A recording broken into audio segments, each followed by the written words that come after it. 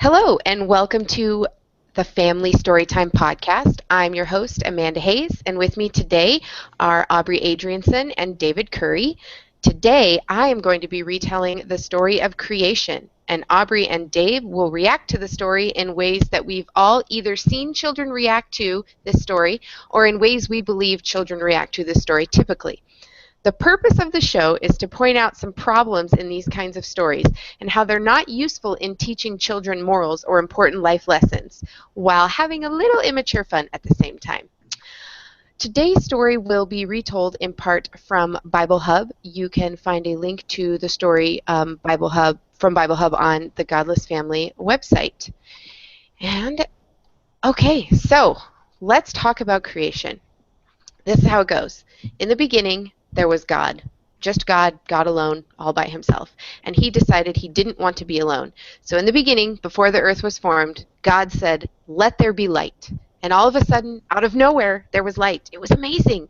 And God saw that the light was good, because light is good, better than darkness by far. I think we can all agree on that. Oh, So totally. God separated the light from the dark, and he named them. I bet you can guess he named them night and day. And that, my friends, was day one of the world. Then, on the second day, God made the sky and the water and the heavens, and he separated them. On the third day, he made all of the plants and the trees. He just had them spring up from the ground. All different kinds of trees, all the trees that you see today, all the plants. They provide food, and it was really fantastic. On the fourth day, God created essentially time itself. He created all of the seasons, all of the days and the months of the year.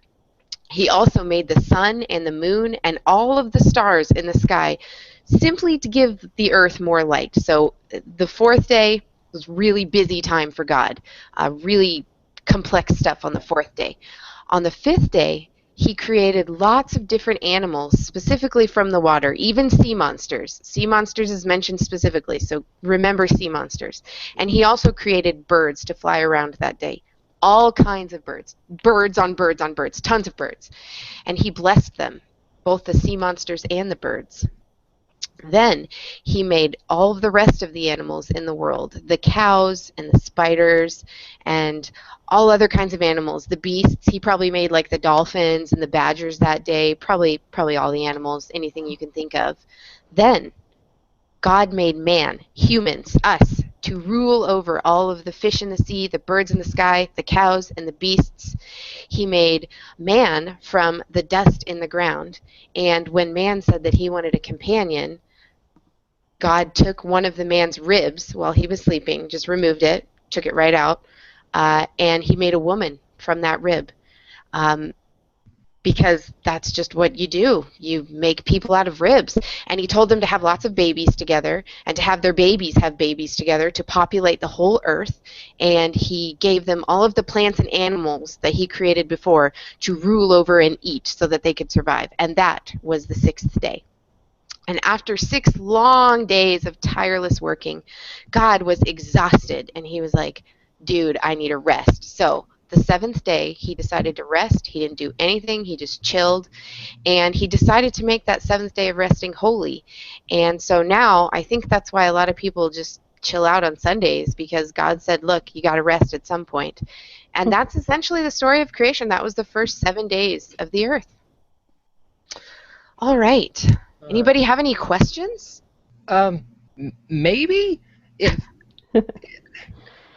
okay, if God created the universe and everything in it, then who created God? Oh, good question. Great question. I don't know. It doesn't say. Huh?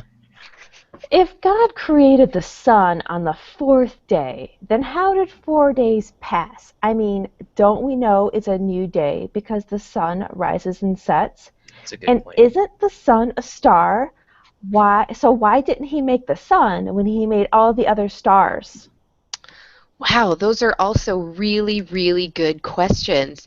And those are parts of the story that just don't make sense. I don't have an answer for you. Well, that's stupid.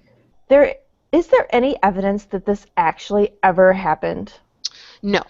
Not at all. It's just a story. However, there is lots of evidence that proves evolution is a fact and that plants and animals still evolve. The same goes for the Big Bang, which is what actually created our universe. Wait. So people actually believe this happened? Yeah, some of them do. Why? Well, I guess some people believe because they were told to believe, and others like the idea of there being a God and don't want to let go of that idea, despite all the facts and evidence we have that things like the creation story didn't actually happen. Makes them feel good. Doesn't make me feel good. Well, it's just a story. So, what did we learn from this story? Well, the author of this story doesn't know anything about science. Yeah, whoever wrote this needs to go to school. Seriously, I learned this stuff in like 4th grade. I know. Good points. Good points.